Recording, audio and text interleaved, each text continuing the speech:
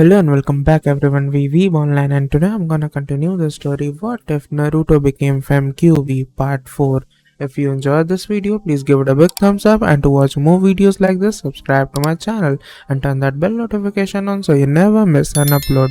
Now wasting no more time, let's begin. Two childish figures were lying quietly upon the soft flower bed in one of their special underground homes. The first was sitting cross-cross, frowning, as she ran her small hands through the fur-like hair that tickled her lap. Her mind was racing as she tried to understand what she heard. Another shiver in her lap had the blonde girl's other hand moving.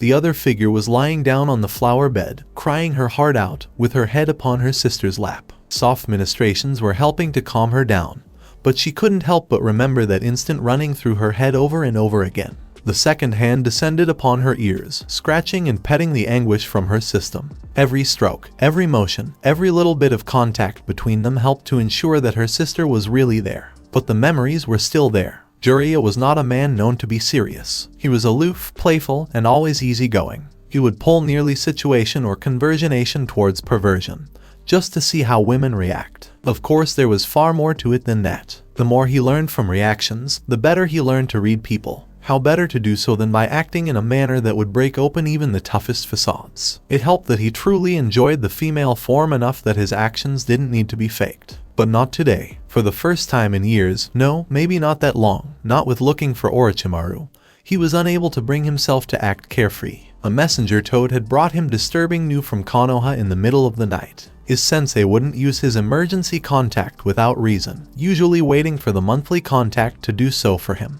He had heard rumors before, but for the first time his sensei had concrete information, intel that could prove more than useful, maybe enough to bring Tsunade back to Konoha. As it were, the old man needed him back too, but he felt that it should be done with her for many more reasons than the obvious. Jiraiya could easily handle it by himself, but hoped that this could be enough to snap Tsunade from her slump. Consent to enter the Senju grounds in the clan compound was required from his old friend, but she wasn't technically needed herself. There was another in Konoha that could get in, not that the man ever would without express permission. He probably didn't believe he could in the first place, anyways. It was best if it were Tsunade herself. There were many reasons for his shift in course towards the nearest gambling town, most of which were based around the abilities recently discovered to exist once more so in the children themselves. All the possibilities, theories, circumstances were relayed to him, and Jiraiya could barely make sense of them, rather how it was possibly true, but it was his sensei's word.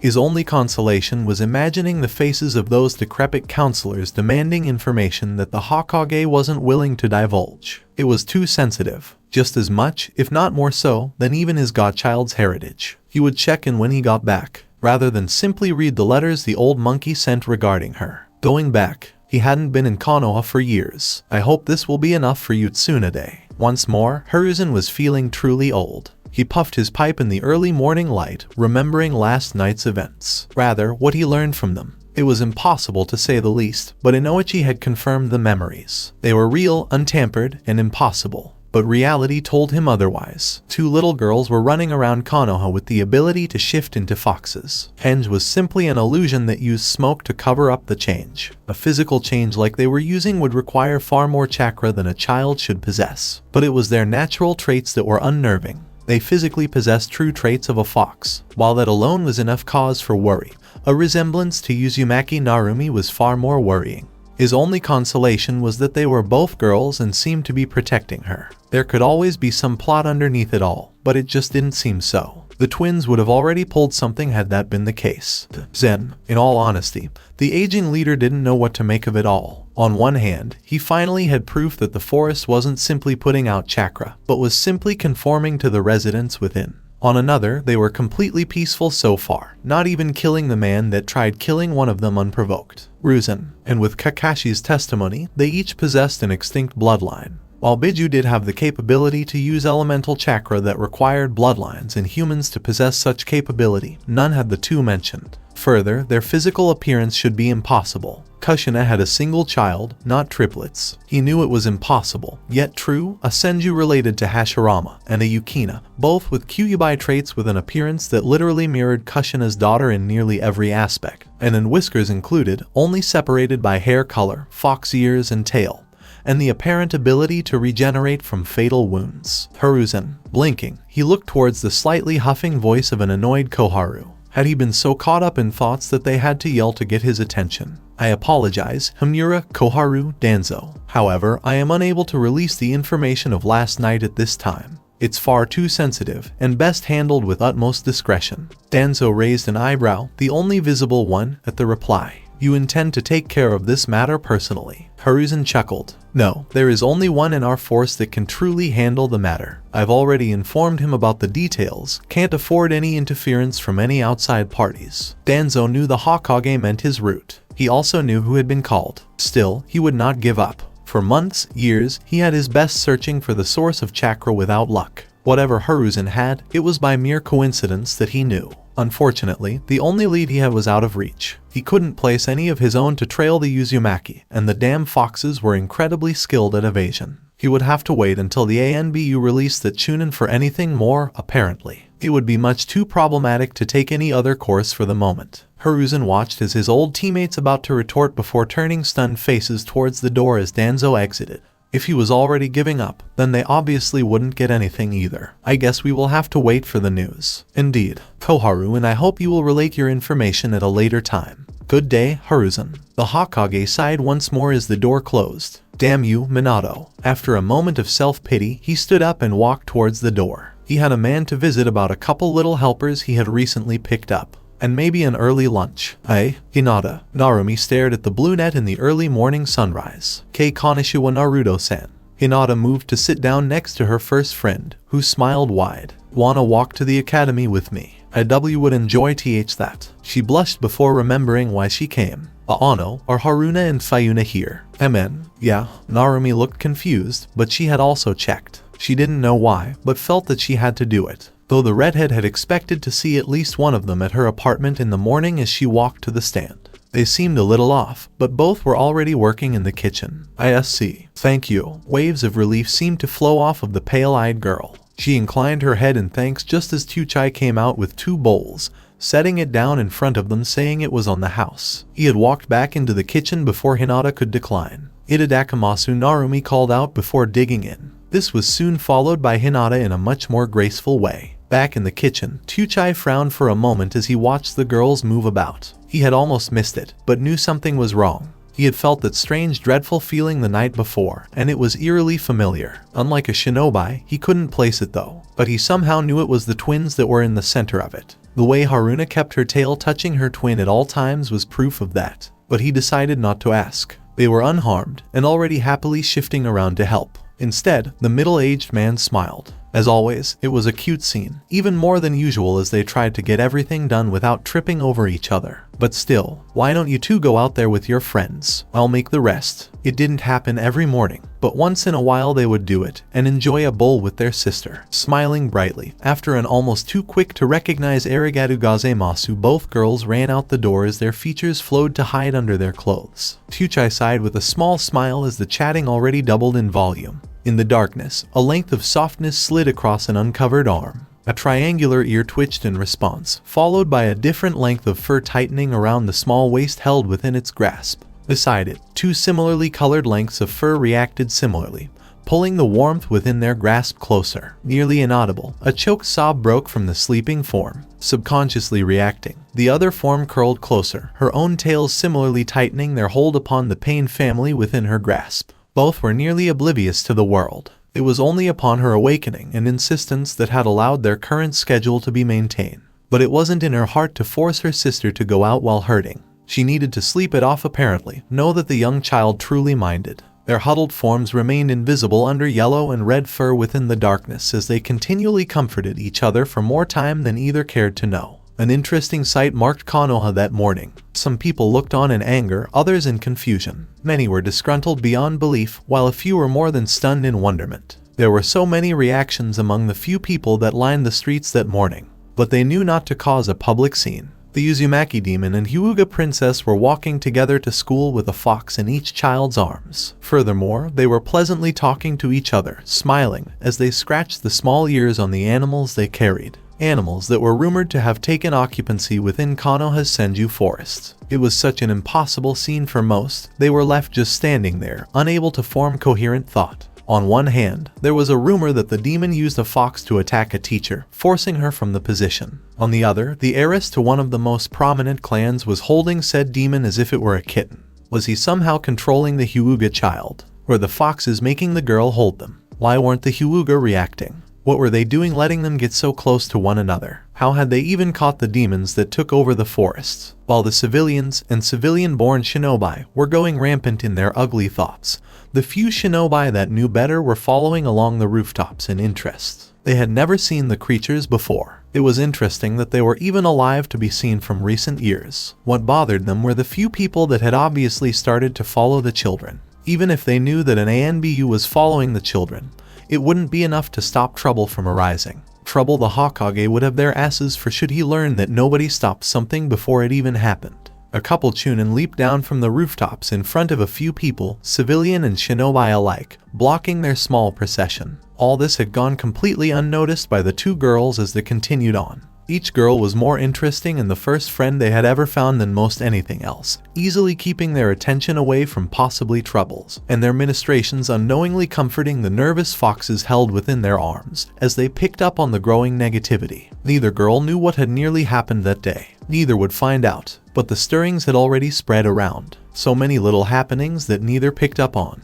but could turn into something far more terrible than either could ever understand. It was so little and yet so big. Both children entered the academy without incident and unaware. "I would like miso, please," an aged voice called out. "Understood, sir, one moment." The elder spread his senses as he patiently waited for the chef to return with his order. It was quickly confirmed that 3 presences were in the back area. It was strange, because there had been a report during his walk that said both should have been at the academy. The incident a few days came to mind, reminding him that clones were within their capability. It was unfortunate, but there was no guarantee that his force could capture the children, even if they tried. With their ability, it wouldn't be out of the question that they would have disappeared before anyone could even get close enough to try. But someone had managed to nearly kill one of them too. Why was that? Hokage-sama, I didn't recognize your voice. I apologize. Here, your ramen. Tuchai laid the bowl in front of the red and white-clad man. It's alright, Ikaraku-san. There's no need for formalities. I've heard you were helping out a little red-headed child recently. I'd like to thank you for that. It's no problem at all, Tuchai remarked, nervously, finally noticing how empty his stand was. Hiruzen took a few bites before responding. Nonsense, it takes a lot to feed the boy. Though I heard you had a little help lately. Maybe that's why you haven't had too much trouble keeping up. Hi, they're good kids. Tuchai started sweating a little. He knew there would be no escape should the Hokage order his capture or interrogation.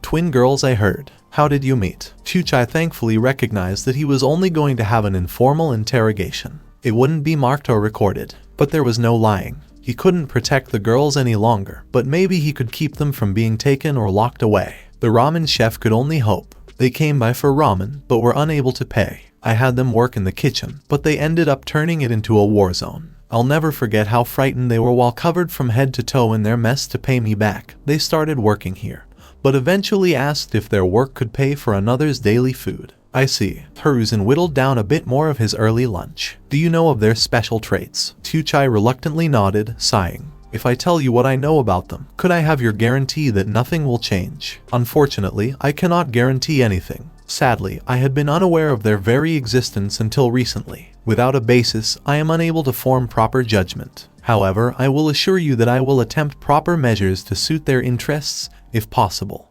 Just remember, they are children. Tuchai stayed still for a moment, before pulling the door next to him open as he turned. Both men were surprised to find the two subjects of conversation fall out in a small pile. He chuckled as they quickly scrambled back into the kitchen, squealing at being caught. The Hokage himself followed suit, laughing softly at the antics before deftly hopping over the counter to follow Tuchai into the kitchen. Unfortunately, his amusement was cut short at the wide-eyed fright of the shivering girls. Hiruzen realized the final piece in that moment: they were children. The girls were kids, yes, but only now did he truly understand that the truth and comprehend it. They were children. Don't worry, kids. I'm not going to do anything more than talk. We have much to discuss. It took a moment for the fright to melt from the children, but when it did, the most surprising thing happened. Their eyes that showed fear, worry, and absolute distrust resolved into determination. A few words and a poof later left Tuchai dumbfounded and the Hokage chuckling. Interesting. While there is no rule against bringing animal familiars into class, please refrain from disturbing it, chided a white-haired elderly. Narumi shrunk in on herself at the stern look of contempt and disgust that yet another teacher was displaying.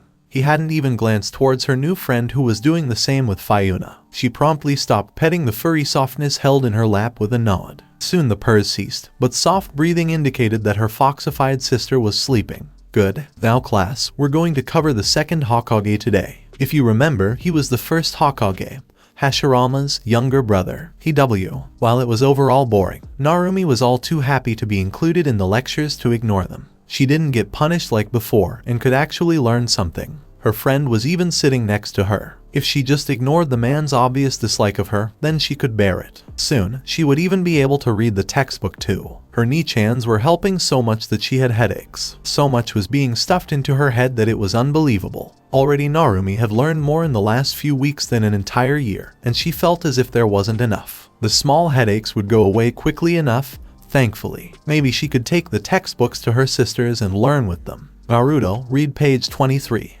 Oh okay. Turning the book in front of her to the 23, yay. She could count some too now. Sen Jutabarama was scarred in many inspects of. Thank you, that will be enough. Now, someone who can actually read. Many children laughed at that. Narumi's face lit up full force and shame. It didn't escape her that the teacher was smirking. Hyuga Hinata, would you please? Narumi sat down with her face in her arms, already being treated terribly. And it hadn't even been a few days. It didn't matter, she was learning, and would learn all she could. They wouldn't treat her like that when she could read it all herself. Narumi decided that she would prove to them all that she could do it. It didn't matter if she couldn't. Narumi listened intently to her new friend reading for the information. She would learn, get better, and prove herself. Narumi determinedly decided she would show them all. Two pairs of slitted eyes suddenly shot open. What? Why? They quickly turned frantic as they turned towards one another. What do we do? I don't know. This wasn't supposed to happen. But it is. We can't just I know. But what else can we do now? Nothing. That's. Both saddened voices reflected the flattened ears and drooped tails. One could easily imagine whimpering coming from the children if they had seen such a sight. Conflicting fear and surrender of their situation was present. Let's get dressed. Okay, depressed. Their sluggish forms were slowly covered by their unique kimonos. A few hand seals later had two foxes leaving the small living space. Hiruzen landed in the middle of a flower field. He knew of the location, but it had been years since he'd seen it. So much had changed, yet the beauty had never dissipated. Rather, there were many changes, and they all enhanced the magnificent view of it all. In front of him was a tall cliff face. To his left, a decent-sized waterfall quietly roared into a large stream. His right held nothing but a vast layer of forest, and behind him laid several meters of randomly colored flowers obscuring the ground, just as it did in nearly every direction within the small field. The serenity brought a smile to his lips. A loud scream brought him from his thoughts. In less than an instant, the hardened god of shinobi was in the tree line by the source. To his immense surprise, a blank-masked shinobi was caught in a cluster of vines and branches from head to toe. Nearly every centimeter was covered in green or brown, even over the eye holes. What? He followed you, and we captured him. The voices startled him. It was rare, nigh impossible, to catch him off guard, especially after such an occurrence as this, but they had. He wondered if it had to do with the amount of chakra the forest was bathed in. He turned to see the two girls from a few hours before. Just like then, their fox ears tipped their head, and a single tail swished behind them. The only difference was the short kimono that ended just at their thighs. Obviously, it was more comfortable for their tails, and easier to move around in. The eyes almost sent shivers down his spine with their accusing glare. They reminded him, oh so much, of the Kyubi. Warmth, however, was easily found in the sparkling emotional eyes of these children, easily stating they weren't simply angry beasts like the demon was. But it was their terrifying resemblance to Uzumaki Narumi that was the biggest issue he had to overcome. I apologized. I had not known of my pursuer. The fact that I even had one is disturbing. He couldn't help but feel that it was more than simply coincidence. More than that, Danzo should have known not to be meddling in this affair, suggesting that he was most probably being tailed for far longer than comfortably imaginable. I highly doubt he will be capable of escaping that, but to be sure. A moment later, the struggling within the mass was reduced to nothing as the Hokage stepped away from it. Now, do you have someplace more private? I would rather not have another happen upon us. The twins shared a look before hopping down in the middle of the flower field. Down here is fine, so long as they are within this forest, and I am actively feeling nobody can sneak up on us. Not that it hasn't happened bo. I'm just telling the truth. Tina oh, stop it. Hiruzen had to stop retain his chuckles at the antics of the twins, one glaring while the other rubbed her arm. He'd call them triplets, but Narumi didn't have the same traits these two shared. But that answered some of his questions already. He stepped before them and kneeled just as they did, in a seiza. For some reason it looked uncomfortable for the two girls, as if they're not used to it. They probably weren't. All joy died though when they turned distrustful eyes upon him though, as if they had already judged him for something. Confusingly, they looked as if he was closely familiar to them. That in and of itself was one of the strangest things he had seen, since it was impossible. I guess I'll get straight to the point. What are you? The emotions that struggled across, he couldn't even place. Frustration, confusion, wonder, pain, so much was expressed. Even with the fact that the ears and tail on each gave away far more on what they were feeling, which only added to their eyes and expressions. He couldn't piece it all together. Hiruzen was getting more and more stumped at their reactions. Nothing was adding up. But then, there wasn't much there to piece together in the first place. Strangeness just kept crawling into the mix in every aspect thinkable. I don't know. Both twins' drooping ears and lax tail showed truth, and their answers a few questions while throwing 10 times more at him. Hiruzen sighed. What can you tell me then? After a moment, they reluctantly replied in reluctant monotone. We don't know. Piece after piece, the puzzle fills in as it expands. The Hokage was always one for patience. But this farce was getting ridiculous. Nevertheless, they were children. He would have to make some allowance. It was obvious they knew, but didn't want to share. Are you unwilling to tell me, or do you truly not know about where you came from? One nudged the other and emotions flared. Twitching ears, a frustrated tail flick. So many, so conflicting, so much turmoil in their eyes. It was truly heartbreaking that children could feel so much. It easily reminded him of, I don't trust you. I don't know what you will do if you know. Not that I know much myself, but what I know is that the village doesn't treat us nicely. And you are the leader, so either you allow it, or you can't stop it, or you simply won't stop it. If not for the fact that they were right in front of him, Hiruzen would have gotten a migraine from the back and forth. They were practically reading each other's mind as they spoke. The same voice, same thoughts, same feelings. Truly twins in every aspect. Are you talking about the hatred the village has for foxes? In an instant, pain, suffering, terror, anger, and so many more emotions rushed through the slitted eyes. It was much harder to read than a normal human's, but many capable of using chakra had strange eyes. Cracking voices continued.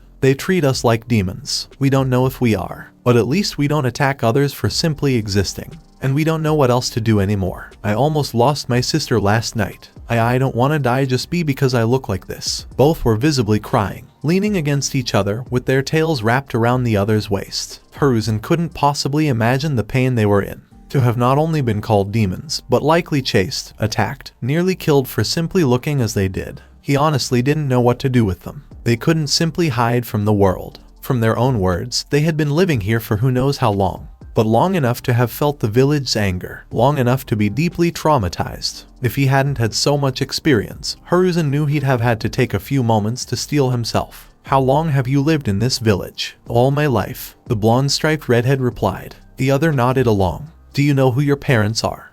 Where you come from? They shook their heads negative at the parents, but froze at the where. He was about to open his mouth, but was cut off. Do you know an Uzumaki Naru? Despite the resemblance to Narumi, he couldn't place it, and said so. They looked at each other wide-eyed. It had been long enough that they knew that Narumi didn't use hair dye. They smelled it a few times within the village, but not once had it been on Narumi. And if the Hokage was telling the truth, she didn't exist. Uzumaki Naru did not exist in this Konoha. Is it a different Konoha? How could there be a different Konoha though? I don't know. But he didn't any dark feelings when he said it. He's not lying. I know. But how? A cough broke them from their inner conversation, something that Hiruzen caught on to. How they were communicating he didn't know, but the shift in expressions as the twins were staring at each other told him more than enough. It wasn't just another gift. Should I know this Naru? He saw the depression about the two, and internally sighed. Maybe I could help somewhere else. You two obviously want to learn at the academy for some reason. Otherwise you would stay hidden as you had been, rather than causing turmoil with your appearance. Hiruzen ignored the odd looks, a mixture between an animal caught by sudden light, confusion, worry, reluctance, and wonderment. There were too many mixed in to actually place it all. Instead of going as foxes, you could easily mix in with your fox traits hidden. It would be far less noticeable, let you be near children your own age, allow you to learn more, and stay close to your two friends. Hiruzen watched them carefully. It may have been for the betterment of the village, but he also meant it. They would probably fare better in public view as humans hiding their traits than as foxes. Unfortunately, he saw more fear than anything, then sadness when they turned back to him. For kids, they seemed so mature, almost as if they were double their age. We can't read or write very well. The teachers would likely treat us terribly for merely associating with Ni-chan. Even more if we accidentally showed our ears or tails, which we can't always hide. And we would probably be chased and attacked soon after. We've seen some of what they do to Ni-chan. It's already getting worse with us closer, trying to help. And still you haven't done much of anything to stop it. Old. He felt so old at that last statement. From sad to angry, he couldn't help but have been surprised at the last outburst. They were right. He could have at least asked the clans to try and meet with the Uzumaki. Even if it was merely asking their kids to have playdates. It would have added to the suspicion, maybe added a bit more danger, but not more than what was already piling up. Even though he was trying to help by pulling these two into it, they knew it couldn't be done so easily. He knew it was their instincts telling them they couldn't. Still, they were too valuable to Konoha to simply allow to roam free. We still can't trust you. Hopefully we don't have to use the scroll again, they thought. The accusation was even more clear now. He knew what they wanted. They wanted Narumi to have friends, to be able to play with her. They wanted to be able to simply roam the streets without hate, without the frightening possibility that simply having a foxtail would make them a target, none of which he could simply fix. Already, a teacher was attempting to sabotage Narumi. If they hadn't stepped in, who knows how long that might have gone on for. And yet, as Hokage, he couldn't just allow them to roam free unsupervised. Furthermore, he needed to assess their true capabilities, have them studied, find the link to Narumi to ensure Orochimaru hadn't a hand in this, among many other various issues. It was truly regretful he couldn't find out more from their own mouth. If he had, maybe he could have allowed them their freedom. But not being trusted, for a reason he was unable to handle completely, was obviously detrimental to procuring the truth. Hiruzen couldn't hand them over to Ibiki either. He'd need an Oichi. Maybe it would be possible to fix the trust issue with a memory replacement. Hiruzen stared sadly at the twins. I'm sorry, truly, but without telling me the truth, I simply cannot allow you to roam around freely anymore. With that, he lurched forward and grabbed both children around the waist, surprising them. Both girls struggled in the tight grasp. You can't do this. We haven't done anything. Without us, Narumi's going to be. Enough. Sarutobi Hiruzen shouted out, startling both kids. I already told you, if you can't trust me, then I can't trust you. I'm sorry, but this has to be done. The struggling stopped, which actually surprised the Hokage. Then we're sorry too. But it looks like we really can't trust you. Goodbye, Jiji. Both chorused out dismally. The tone had already twisted his heart, but the final words nearly broke it as twin puffs of smoke exploded within his arms. A brown-haired Chunin sighed in relief as he exited the building. It had been several days since his interrogation. The Hokage had forbidden him to talk of anything he had seen, most of which he barely understood or believed himself. Had that fox really turned into a child? Had those children really had what looked like fox tails and ears? But the whiskers, that was the most damning part. He knew his eyes weren't playing tricks on him. From the start, he had decided to give in to the temptation of drinking it off. He walked into a shinobi bar. There were a few he knew there, but didn't really care. The stress of it all was piling up. He knew he shouldn't, knew that his lips would be loose on the subject, but he honestly couldn't care. The demons needed to die. If the Hokage hadn't ordered it, he would have brought all his friends in to tell them everything. One of them having the Mokyuten disturbed the hell out of him though. Had the demon taken possession of the child and stolen the most famous elemental bloodline? How had they done it? So many questions bugged him that insanity threatened him. He needed that drink. A short distance away, a blank porcelain mask was removed as it hopped off the roof and walked into a bar his target walked into. It would have been simplistic to simply abduct the target, but that was quite dangerous at the moment. However, the opportunity provided at the moment was too tempting to pass up. It was within parameters. The information may soon be recovered much faster, much easier than initially believed. Og dummy teacher ignoring me again. The child pouted. The red-striped fox in her lap nuzzled her arm comfortingly. Sai I know Fuyu-chan. But even with Hina-chan's help, I just don't understand what he says. This time a gold-striped fox nuzzled her side before crawling into her lap. Thanks, you too. I just wish someone would help me. Titabane, she sounded out wistfully. The foxes looked at one another before speeding off. The redhead blinked at the sudden disappearance, saddened. Sighing, she laid down on her bed. It had been a few days since she had gotten her teacher replaced and was making steady progress with reading. But it was still a long ways away. Hinata-chan and Ayami had been helping her and her fox sisters at Tuchai Oji's before they had to leave every night. She understood some, but so much was lost upon her. Her sisters, she still didn't know how that was possible, were taking care of her however they could. It sent feelings through her heart that she never knew existed. Family. She wished they could come out in the open with her, but the sound broke her thoughts. Looking to her side, she found her twin fox sisters had just hopped back through the window with what looked to be books. Narumi was confused for a moment before shooting rigid. Did you just steal books from the academy? They dropped the 2 small books in front of Narumi, then sat proudly with wagging tails. Tears spring in Narumi's eyes. She hadn't been allowed to take them, and had missed the day they were handed out. Springing forth, she pulled the twins into her embrace, muttering thank yous. In another short moment, her arms felt heavy. Opening them, she found both in their human forms. But you never. Her brains on pause, she missed the 2 looking away towards another spot in the room far too intently, before grinning back at her. We want to help more. Those stupid teachers obviously won't help and are still trying to keep you from learning. So we'll just have to do it ourselves. Besides, we want to learn it too. And if the teacher won't help, then we can always make him regret it. They smirked foxily. Narumi giggled as she released the hug. Thank you. The Hokage also knows now, so we're going to do everything we can. But we still don't want many people to know. Stalker-san is okay, we think. Both of them. They haven't done anything yet. Don't think they will either. Besides, we're still clones, so it doesn't matter anyways. Their words still messed with her head, but she kind of understood. Some of it. Stalker-san, too. Jiji. Narumi frowned, which was followed by her sisters. Femen, you have Stalker-san over there. Fayuna pointed towards a corner, but Narumi couldn't see anything. We think there's another cause they feel different between the day and night. Probably Jiji's mask ninja people. We've seen them sometimes, but don't really know. And they like to hide. Okay. Narumi still couldn't see him, her, but didn't question it. Said ninja was sweating behind his mask, both at the revelation of what the foxes truly were, and being pointed out. He could only hope they didn't try to actually make him show himself. He would have done more than simply hide, had they not said the Hokage knew, or that they were clones. The last one he knew was all too possible. Here, I found a good place to start. Haruna called their attention to an open book. It's Chapter 7, Chakra Fundamentals. We know how to use it, but don't really know what it is. Databane, she finished, abashed. The other 2 nodded. Not every word was recognizable between them as they read, but with all 3 together, they could almost read everything aloud, which also helped to teach each other more words at the same time.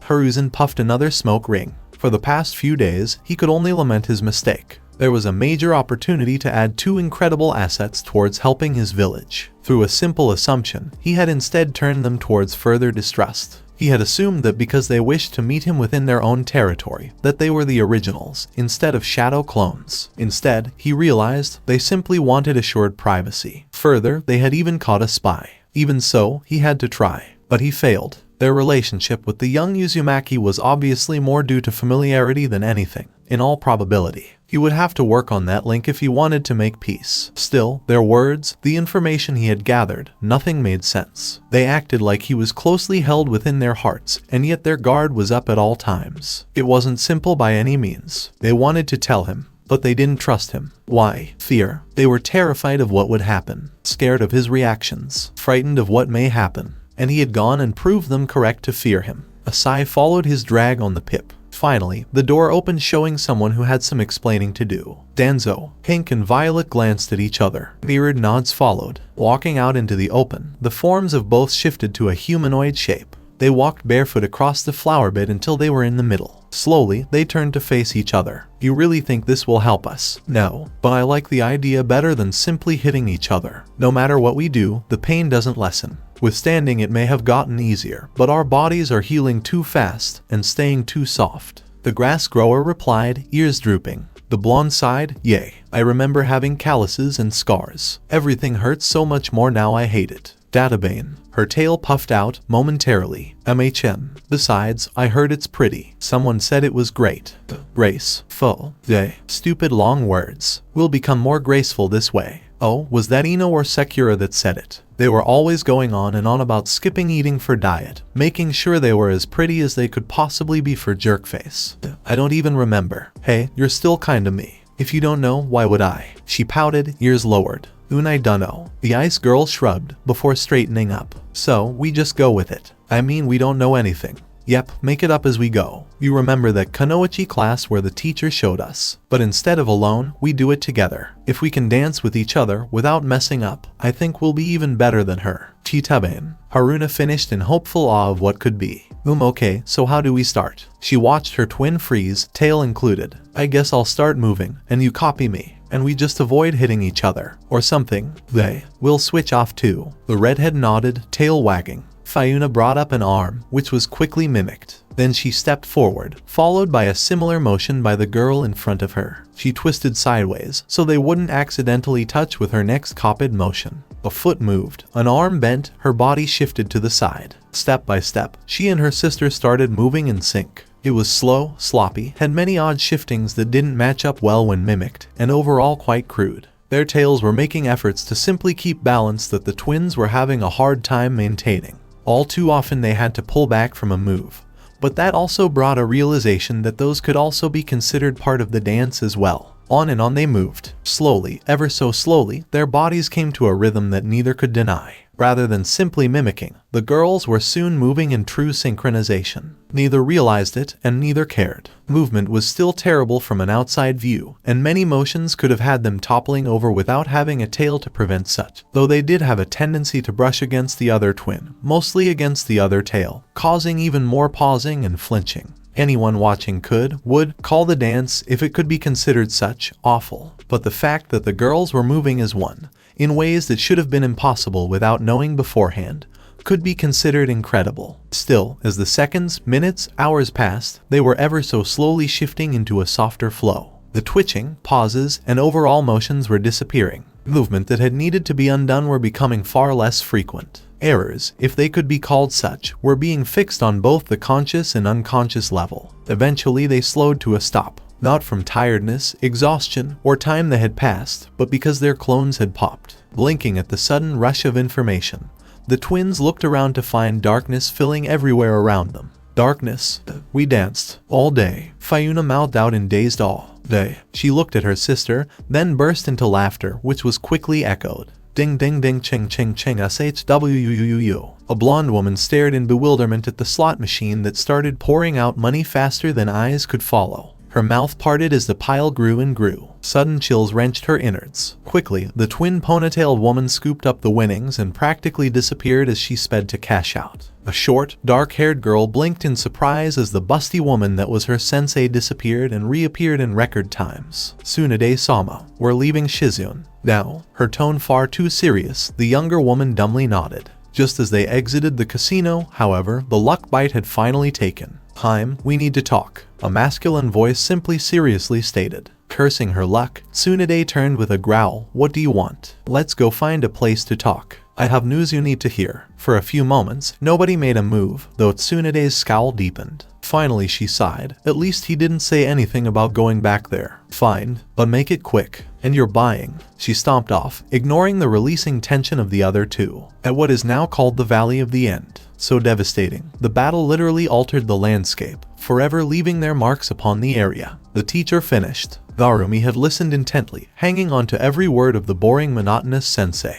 He was not interesting to listen to in the least, but the content had captured her. Those people were so incredible that they had ripped the area to shreds. She wanted to become that strong. No, she had to be even stronger. People would have to stop ignoring her then. The little redhead slowly raised her hand. Sensei, you said Hashirama won, but what happened to Madara? It was such a colossal battle, so intense that statues were erected in remembrance. Said teacher ignored her completely, internally depressed at having her question ignored. Her hand lowered back upon the soft ball of fur in her lap, flowing through it a moment later for comfort. The purring response rekindled the warmth within her heart, causing a smile to slowly drift onto her face. She glanced to the side to see Hinata petting the golden fox twin. It had become a regular occurrence for them to bring the foxes to class. Rather, they came with her, and one would sneak into Hinata's lap. The other kids, mostly non-clans she eventually realized, had quickly taken to ignoring, making fun of, or bullying the two. Bullying was mostly against Hinata, while the rest were avoiding her. When together, they thankfully avoided both, giving her brunette friend a reprieve. Still, now that Narumi was no longer forced to stay out of the classroom, she could learn. Even when the teacher told the students to open their books, Narumi finally had her own to use. It would go forever untold that they were stolen. It was bad, but she reasoned that it was supposed to have been given to her anyways. And in the past few weeks, Narumi had even gotten far enough to make sense of most sentences. Many were unreadable, but the content added up into something that could be made sense of. Eventually, loneliness was still there, pain evident whenever alone, but it was slowly dissipating. Her sisters, something that she still couldn't believe existed, and wondered if it were even true, but too similar to deny the fact, had broken into her heart quickly. Their actions had improved her life in so many ways. Narumi only recently realized she was more mature than others her age, having had to constantly be aware of her surroundings for her own safety, but still knew very little compared to them. But it wasn't quite what she thought, and eventually realized she had life smarts instead of knowledge, and that she was just as smart as them, but not the same way. No matter what others told her, she knew they were lies. She hoped. Not knowing who her parents were, she couldn't deny what they called her or them. Not knowing why she was hated, not knowing why she was ignored and avoided, so much that they told her could not be refuted, and so much of it she had believed. Only recently had she taken to thinking about it, and only recently had she thought that maybe they were lying. But what if it was all true? Why else would people avoid her, hate her? Was she a demon? Did her parents really hate her? Toss her away? Was she a bastard child? The purring in Narumi's lap broke through the painful thoughts, crushing them and throwing them out of her mind. It was a quiet, calming sound with comforting vibrations that warmed her. It didn't matter. All that mattered was that she had people who did care. Hey, I heard a rumor a few days ago. A veteran genin whispered across the table to her friends, catching their attention. That the demon actually has a tail. What? No way. I've seen it. A male with a Chunin vest frowned in denial. Yay, but what if he hides it? What if the boy is just making itself appear normal? Another older genin reasoned. But the seal, the fourth, did it. He even said to treat the kid as a hero, right? Would he really mess up like that? The Chunin again refuted. Everyone messes up. Its strength could have possessed it or something. Heck, I even heard that the boy is hiding its true ears. The first added. Behind them, a few civilians had wide eyes. The whispers were quiet, but still very clear. In the middle of a clearing, two laughing children were moving about. Red hair fluttered in a manner that was eerily similar to the tail below it, giving off an impression that neither, or both, were not what they seemed. Only the clearly abnormal movement of the lower half of red gave any indication that it wasn't lifeless as it swayed. Across from this, golden hair flitted about in a fashion all too similar, nearly exact, to the opposing color. Just below, another length of gold followed through, then swayed in fashion with its twin. These two colors had twin lines of their opposite to add into their remarkable beauty. It was only an addition to the mimicked motions of their holders. Legs twirled around before one lifted on either side, an arm lowered to shift weight. A flowing balance easily marking the two as more than simply symbolic. Slowly, but surely, the motions slowed. It wasn't smooth, without lumps or unnecessary pausing, but the reflecting motions gave it a life that tried stating otherwise. A few more seconds, and neither body was moving. Then the tension broke as joyous giggles escaped. It was far more interesting than either girl was willing to admit. It was such a simple idea to use coordinated movement. If their kunoichi teacher wasn't such a they would have to refrain from thanking her. But it was still something they found truly enjoyable. I didn't know that doing this would be so much fun. I know. It's getting dark already. MNGH frustration welled up within the golden blonde. Well, we can always play through the night, you know. Haruna giggled, grasping at her blonde highlights and twirling them through her fingers. They were obviously getting longer and would need to get cut soon if she wanted them to keep covering her whiskers. That would mean so were her sisters. We should go sleep. Just cause we don't need it doesn't mean we should avoid it either. The redhead groaned. I know, but still. And we've only practiced copying each other. I wonder what it's like if we did it with different movements while trying to avoid each other. That would be incredible. Chitaben. Fayuna squealed at the thought as her tail echoed with its swaying joy. An onrush of memories had the two blinking their slitted wide eyes in disbelief. Did we just? We did. Aha ha. Soon enough the other joined in laughter. We, ha, made sensei aha, teachin we wedan ha you under we wear. Kaya ha, and his hair. I didn't know Narumi could do aha thought. Laughter and giggles resounded in the surrounded woods for quite some time. In his years as Hokage, Sarutobi Hiruzen had seen many things in his life. He had fought in wars, seen his friends and family die, watched his children grew up to be respectable people, albeit some with less sanity than others, felt for his shinobi etched many a name upon the memorial stone, smiled as another face was added to the monument. So much time had passed, and so much has happened. The current situation wasn't even all that unfamiliar, but it had been years since a child so young could pull it off. Not all too much time, though, since it has occurred. But with who had caused it, Hiruzen could only fear for the future. As such, he would not let up his stern gaze, which had never once been focused upon this particular child. It should never have had to, but it will not let up, no matter what kind of face he gets in return. Do you have anything to say for yourself, young man? HMPH, can't prove it was me. The child replied, I know it was you. The tar victim growled out, nearly snarling. You always blame me, pouted a little redhead. Of course it was you. 3 times already. I demand his expulsion. The HH, you can't do that. The boy cried out. You still don't have evidence to say it way me. Though I really do wanna, when you ignore me. But you still can't prove anything. The Hokage sighed. Naruto, just because there isn't any proof doesn't mean it wasn't you. What?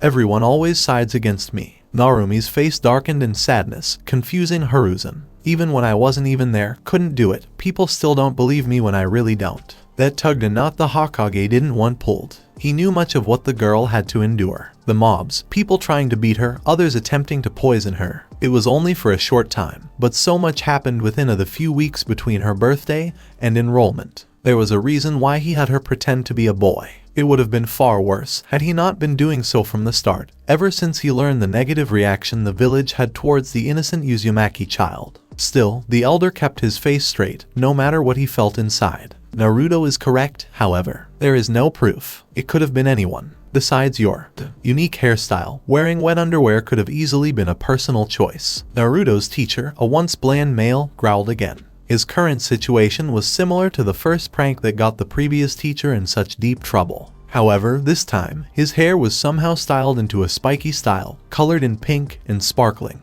You and I both know the facts. He turned to the cause. This isn't over. The other two watched him walk out before Narumi burst out laughing. Hiruzen chuckled along for a moment before turning serious. I would refrain from doing such unique forms of revenge again. Some people don't take well to such acts. But Gigi, no buts. Just because there's no proof doesn't mean we don't know it was you. What you did is remarkably similar to your first prank, which we both know was you. Similar, huh? Narumi thought, ignoring the glare she received. Uzumaki Narumi. The redhead started at that. It was never good to hear her full name. You will refrain from causing such trouble. I do not need you endangering yourself with such petty forms of revenge. But he doesn't answer my questions. I shall talk with him. That won't change anything. Narumi indignantly refuted. Sighing, Hiruzen simply shook his head at the overly mature child. She seemed closer to 10 than 6.5, a fact that saddened him greatly. Just restrain yourself, please. Hi. Narumi nodded before dismissing herself out the door. The resemblance to her mother is incredible. The aging man jumped and looked towards the voice.